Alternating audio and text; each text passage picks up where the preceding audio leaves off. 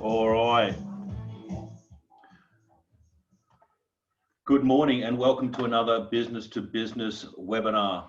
This morning, this is the bonus added extras for those that have been playing along at home. This is like number, I don't know, 247. No, I think 15.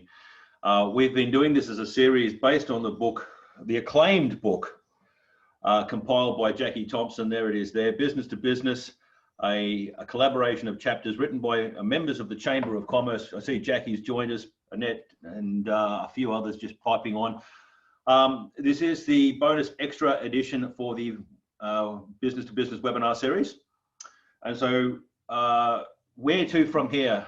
Well, we have been talking about doing an extra series, and I will announce that a little bit later once I've told everybody what we're actually doing and made sure it all makes sense. But this morning, we have the very last of the contributors to the Business to Business seminar, Business to Business book, sorry, the fabulous Tom Potter, who's joining us from, it looks like your office. Is that right, Tom? That's right. Work from home as well as everybody else nowadays. Yeah, that's right. And you've managed to avoid the industrial disease. So you had Dire Straits playing there. I thought that was appropriate. It's not an industrial disease anymore. It's a coronavirus. But has that affected you much there, Tom? Look, it hasn't affected our business, but we're one of the lucky ones, and you almost feel embarrassed to say that it hasn't affected us at all. But we're in the business of being able to deliver food because we've got two businesses now. We've got the bakery, but also the pizza shops, the new brand Pizza Guardians. But when I have a look at what's actually happened to a lot of other people and ones in particular places where their towns are really badly affected by it, I just feel so sorry for the situation. Places like Cairns, my family are down in Albury-Wodonga, where the town's been split in half because of the border closure and all the businesses are closed. No, we're lucky. You know, people are still getting their pizzas delivered and still getting their product from our bakery. Very, very cool. I will say at the top that we have a chat window. You also have the Q&A. So if you this is the first time, and I don't see any newbies here today because we've had a fairly loyal following as we've started this series, Tom.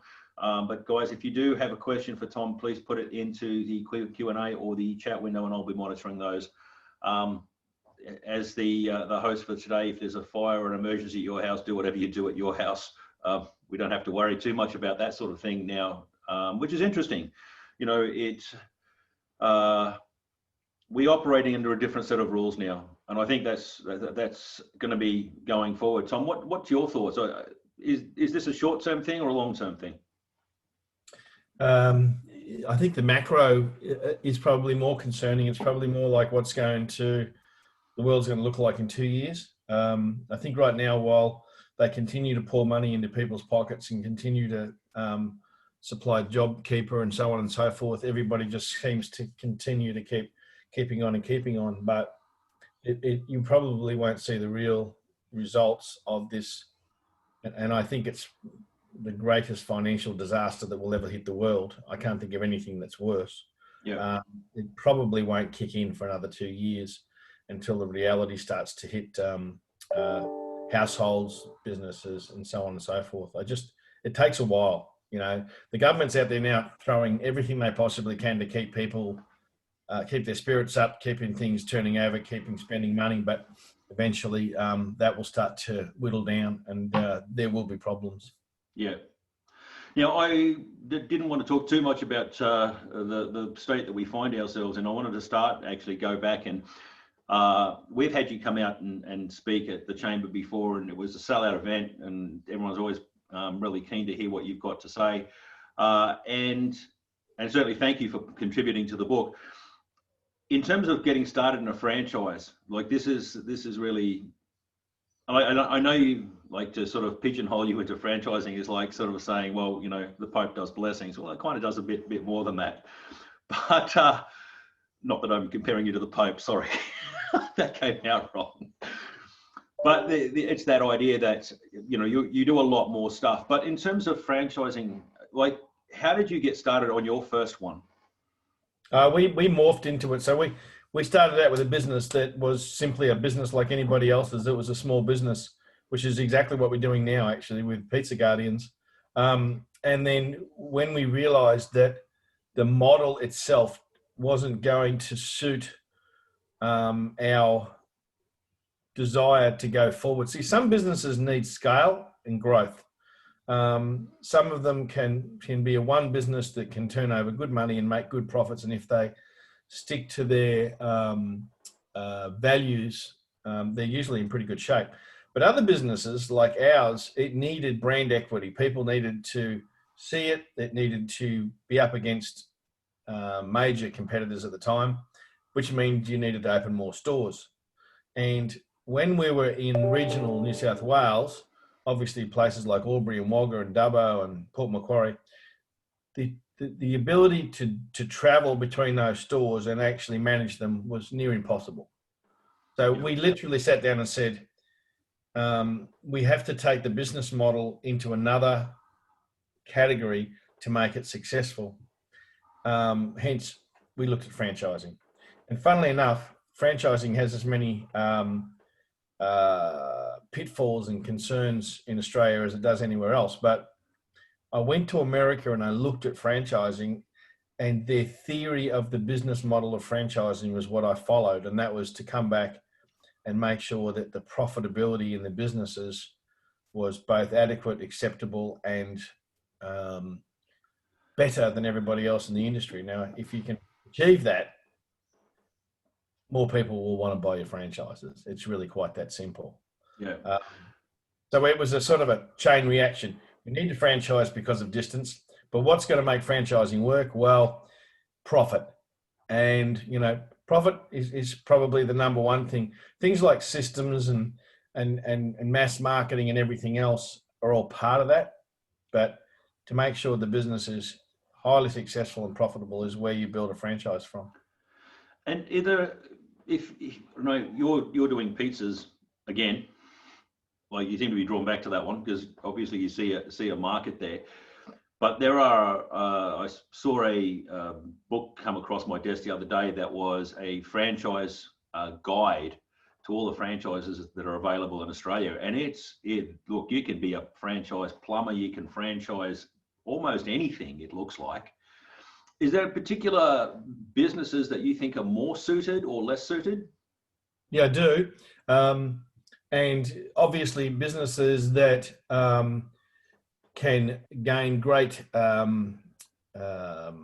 economies of scale out of having multiple outlets. And you look at the obvious ones and you use something like McDonald's and so forth, and that's fine. But I also look at a brand like Hire a Hubby, which actually won the award last year as the best franchise in Australia, which is interesting because it's just a service franchise. It's basically somebody that comes to your house and fixes up stuff, which I've actually used here.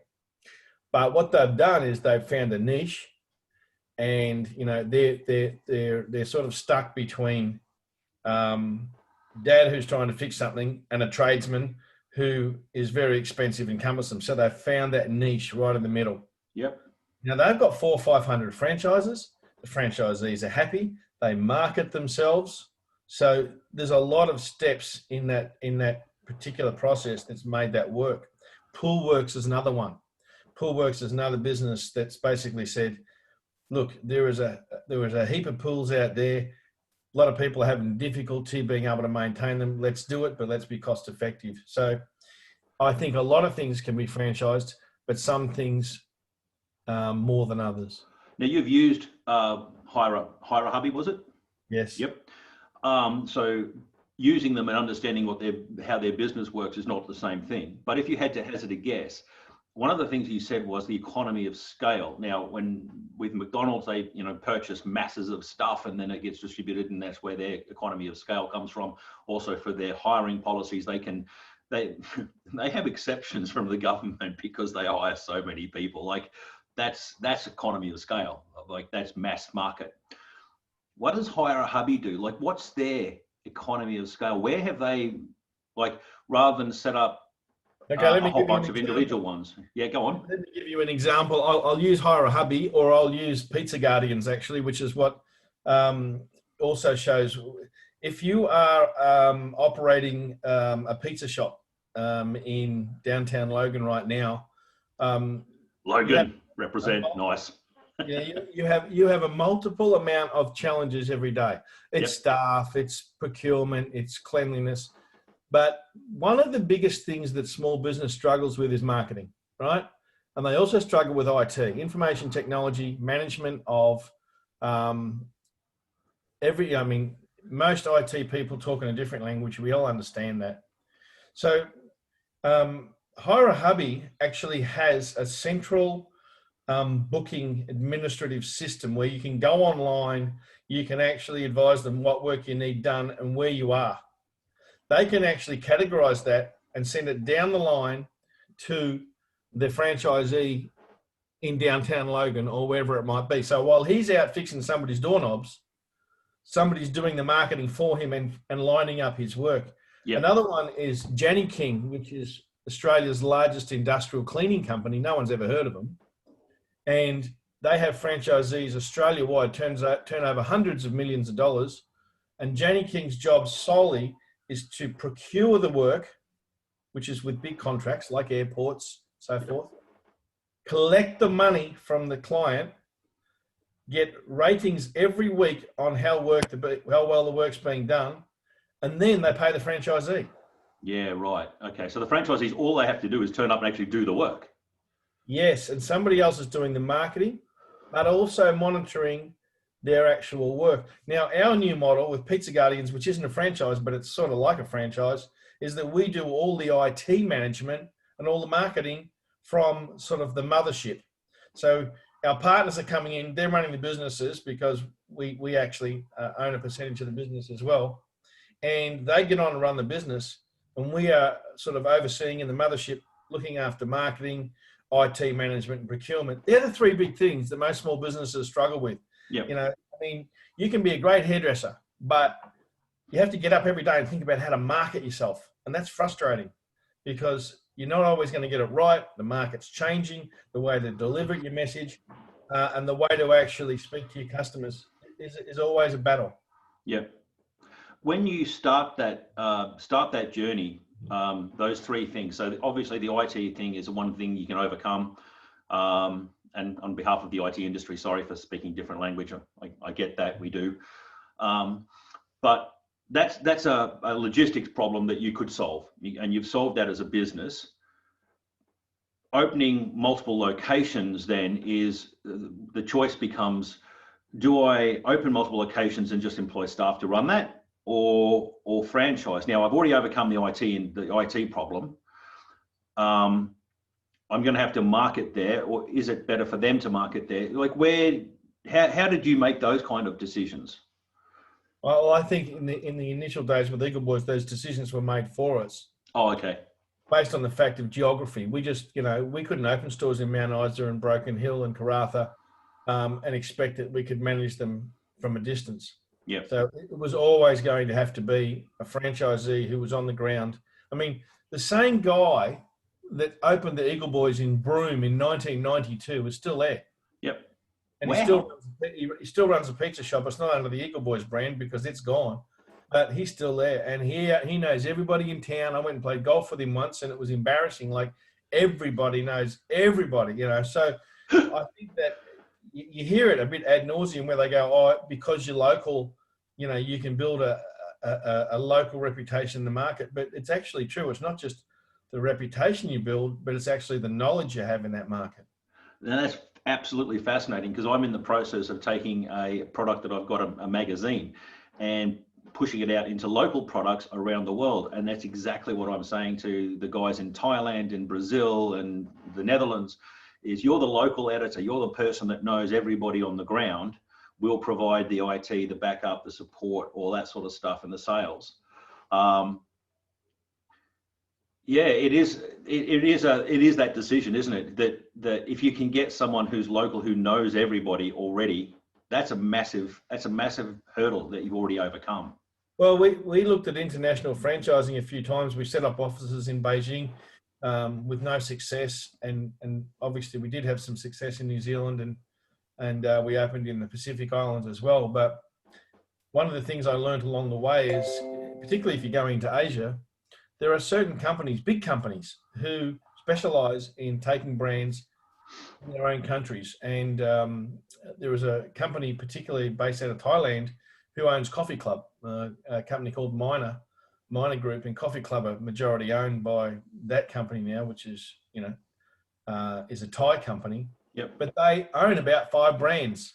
Now, if I had a brand right now that I wanted to take internationally into Thailand, into Malaysia, into Indonesia, they'd be the guys I'd talk to. I'd go and see them and say, this is what I've got, because they have infrastructure, they have relationship with landlords, they understand the market, they've probably already negotiated the wage rates. That's the way to do it, with somebody who has already paved the road. Yeah. I hope the guys, everybody listening is taking this in and letting it blow your mind a little bit. I know I can see some of the people that are online, and I know some of the businesses they run, and the idea for them to go, okay, well, maybe I could franchise and maybe I could go international, like that's a very big step. But it's a baby step. You do it one step at a time. So for you, what would be the first thing that if someone has a successful business and they think that franchising, they might be able to get that economy of scale and be able to roll this out, what would be the first step that you'd recommend? Open a second store. Mm-hmm. And ensure that those businesses that you are operating are giving you a return on investment, which would be double what you would, not a return on investment, a bottom line profit of at least double what you would earn as a wage earner. So most people that would walk in my door that would want to buy a franchise, I'd say to them, how much are you earning a year? And they'd say, $80,000 a year. And I'd say, so how much do you expect to make out of your Eagle Boards? Yeah. And there'd be a bit of a silence. And I'd say, guys, if you're going to quit a job which has no risk versus risk $250,000 and you're only going to make $100,000 a year, you're an idiot. Yeah. You need to double your wage when you actually justify the risk you are taking to go into business. Yeah. Someone once said to me, businesses are like marriages. They're really easy to get into and extremely difficult to get out of if you want to get out of them before death. I'm just checking. We don't have any lawyers on. No, we're good. Actually, we do have a lawyer on. My wife's on there. She's listening at the moment. We'll be having a nice little laugh about it. That being said, it takes you into the next dialogue, and that dialogue is, how are we going to sell or exit or get out? And one of the things I learned when I was at college was plan the exit before the entry. Actually work out how you're going to, what we're doing right now with Pizza Guardians. We're about to open our 4th store inside 6 months. Congratulations. Thank you. And we're planning that we're going to have X amount of stores and take it public in 5 years, maybe 7 at maximum. But it's a totally different model to franchising. It has a very clear runway, and it has a very clear opportunity for investors to come in and for our partners to also take some cash off the table. So I think if you got one and you really like the idea that is it unique? Is it got the ability to stay unique? And then you have the ability to say, well, I open a second one, and does it really make an adequate return? Yeah. You're just buying yourself a job, which is a service franchise, versus this is real money. This is double what I would have earned as a wage keeper, as a wage earner, as a minimum would be a fair way to look at it. I've got. I'm working with a franchise. I think I might have mentioned when we had a conversation before this morning. Working with a guy a business that is just about to go franchise. They've got all the franchise documents and everything together, but exactly what you're talking about. We had to sort of re-look at the model again to see we need more income in this thing before we even go to that point. Before we actually offer it up, and they've slightly changed the model and brought in a completely new aspect, which nearly doubles the income. Fantastic, because of without coronavirus, they probably wouldn't have had the time to think and actually plan it all out. But yeah, I take your point. You've got to, if you're selling something, you can't be selling a wage. You've got to be selling more than the wage. You'll double the wage. I always I used to do a lot of public speaking. I say I used to do it because I haven't had any work for about 4 or 5 months. What I used to find interesting was when you go and speak at these conferences, and some of them are really quite fascinating because you get to meet the CEOs, and in a casual environment, you can sit there and ask them a dozen questions. And I did speak at the national conference for Hire a Hubby a few years ago in Newcastle. Oh, right. And I did learn a bit about the business. But I also went down and did some speaking work with someone like Specsavers. Yep. Now, I'd been to the OPSM conference a year before, who were the largest optical supplier in the world. And the first thing I said to them was, what do you think about Specsavers? And they literally wrote them off. I said, they're just, they're the cheap end of the market. We don't really play in that end of the pool. Now, 3 years later, Specsavers had opened up 600 stores in 3 years. In Australia alone. That's in Australia alone. Wiping the floor clean in that market. OPSM obviously I know the CEO wasn't there any longer after that. And it is the job of the board and the CEO to be looking very, very closely at the future. In a lot of cases, the market will be heading down this road, which may not actually be a very healthy road to be going down. You might be saying, look, everybody's going down there, but maybe we should be heading over here. Yep. And when we had Eagle Boys, my chairman said to me, everybody's selling the same product at the same price in the same desperate way. He said, we need to become completely different. And I think I spoke about this at my at the breakfast meeting with you guys. And he talked about the whole concept of a zebra amongst horses. And we sort of stepped out and looked at other industries that had major differentiation. And the one that highlighted to me was Bunnings, how 10, 15 years ago, there was nothing out there that really made people particularly interested in going to a hardware store. You went to Mitre 10 if you needed something. Yeah. And all of a sudden they created a market of home improvement, and we call it a grown man's toy store, really. But what John said to me was, we've got to create the Bunnings of pizza in our industry in Eagle Boys, and we took about 3 years to get it right until we could offer pizza in 2 minutes and drive-through, because we felt that the market, as much as it liked the product we sold, it really had no differentiation.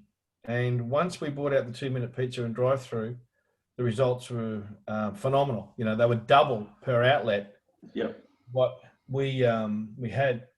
And interestingly, I was asked by the guy who runs Zarrafas about 10 years ago, what do you think? And I said, I think you look like Starbucks, and I think it's completely unremarkable. That was my comments to him. Yeah. And at the time, he was making all of his money out of making the coffee and selling it to the franchisees. And I said, why don't you do something that's actually good for the customers? Why don't you build drive-through coffee shops? And I think he's now got 50 drive-through coffee shops with an average store turnover of about 50,000 a week out of those coffee shops. Yeah. So he took an unremarkable product, and to be honest with you, I'm not crazy about Zarrafas coffee anyway. He took an unremarkable product and Just checking Kenton's not actually on. No. Yeah, it doesn't matter. He'd take it on the chin. He probably doesn't like my pizzas either. He took an unremarkable product and he delivered it differently to a consumer that said, I really want a way to be able to buy this product in a different manner. Yeah. So I think that's one of the great messages that you can look at as a business, and you say, you usually sometimes only need one thing that can actually make, and you can be selling a very unremarkable product, but if you can find one way to differentiate, it can be the difference. Yeah. I did, we've been blessed with a number of really fantastic speakers, including yourself, Tom. And one of them was talking about the disrupting markets in exactly kind of the way that you're talking about it, in that industries that have been doing the same thing for a long time are then themselves ripe for disruption, whether it's because they themselves haven't evolved or someone else comes along and disrupts them. And he was using Uber and taxis as one of the examples, not because it was the obvious one, but because they hadn't changed, because they were secured by legislation and all the rest of it, they had locked themselves in, which allowed anybody to come on. And it wasn't that Uber disrupted, it was that someone was about to anyway. Like, it didn't matter who it was going to be, someone was about to disrupt that one. And I think what you're saying with the pizza has because I was from that particular industry myself for many, many years. And you're absolutely right. Everyone was selling the same product in the same way with the same price. What was the differentiation? There was none. And it wasn't until you guys came along and started doing the 2-minute pizza and the drive-through that, hey, whoa, we can do different things. Yeah.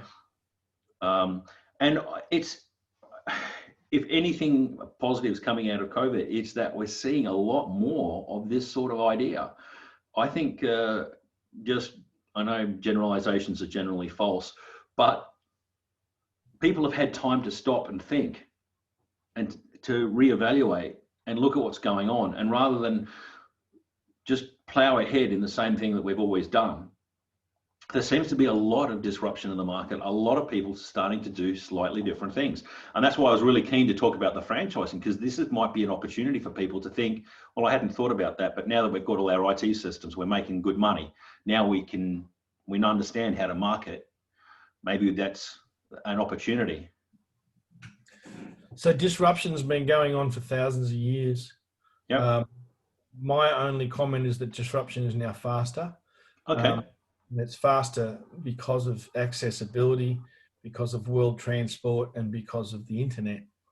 And I constantly remind people that 100 years ago, the two wealthiest and most successful retailers in this country were the people who made and sold hats and the people who made and sold saddles. And they're not doing very well now because they were completely disrupted. So I sort of have a bit of I laugh a bit about how they talk about how this is the decade of disruption, when you say, guys, disruption has been always been happening. Yeah. Jesus was born in a barn, and it's always going to continue to go on. The question is how quickly. I mean, have a look at our model right now. Domino's have now got to a stage where they are market leader, and they have become so hungry for markets and sales that they do everything from selling gourmet pizzas to $5 2-topping pizzas. I mean, they are all things to all people. Yep. That is your greatest mistake. If you are looking at every failure of every major corporation around the world, whether it was Pan Am Airlines or the Ford Motor Company, trying to be all things to all people. You know, our new models come in and said, actually, we're only going to sell one base. Yep. With one price, and it's going to be very much simplistic. Now, they're the three things that our competitors don't do. Their prices are all over the place, their range is all over the place, and it's not easy to order. Yep. So, you know, we're sort of hanging our hat on less is more. And the whole concept of what we're trying to achieve is people to walk away with a good experience. I've got a question from Annette Densham. Densham. Sorry, Annette. Not Annette Densham. Redifferentiation. What's your advice for someone that's in business and how often they need to look at that one thing? So looking at that one thing that's your difference. I've been looking at that one thing quite often. Yep. First of all, you need to be absolutely clear that one thing that you're actually hanging your hat on is working. Sometimes people will think the one thing they've got is not working because it's not a good idea, when in reality they're not marketing it well enough. Right. I always sort of say, look at the message first. If the message is right, is the messenger right? And then sometimes you have to give the messenger long enough to actually get the results. So it's almost like these people swim halfway across the English Channel and go, shit, that's a long way, I'm going to swim back. You know, and I'm sort of going, no, your message is right. Yeah. and your message is right, but you just got to keep going it because eventually you'll see it come out of that J curve. So I'd be saying to someone in small business, those 3 steps, keep watching those, keep your foot on the accelerator. I mean, we just opened our store in Rockhampton and the sales went bang like that, and then they dropped back down, and now they're slowly creeping up. Now, the person that my partner in Rockhampton said, "Gee, we're not doing the $20,000+ a week that we're doing in Toowoomba." And I said, "Toowoomba's been open 5 months. You've been open 5 weeks. Yeah. Give yourself a checkup and actually congratulate yourself on what you're doing, and look at every step that we're taking because they're all gathering momentum. What is the one touch point? We had a look at what the new customer count was every week, and it's still coming in at 30%. Yeah, right. If you're bringing in new customers at a ratio of 30% every week, my God, that is a great result. Yeah. So I think that if you want to sit down and have a look at that one thing, you certainly want to give yourself a strategic internal dialogue every month or two when you're sitting down saying, is it everything working and what is it that I'm actually measuring it against? Yep. But I certainly think it's an ongoing dialogue. Yeah, that's very interesting because so in your experience opening franchise, I'm just picking on some various points that you've said there, just to clarify, a spike in sales because you're new and then you build, is that pretty standard from what you've seen? It just depends. In our circumstance, it actually did happen that way because I think we do know our stuff when it comes to marketing. Yep. But in a lot of cases, we can dial it up and dial it down. We had to dial it down in Toowoomba after 6 weeks because we couldn't keep up.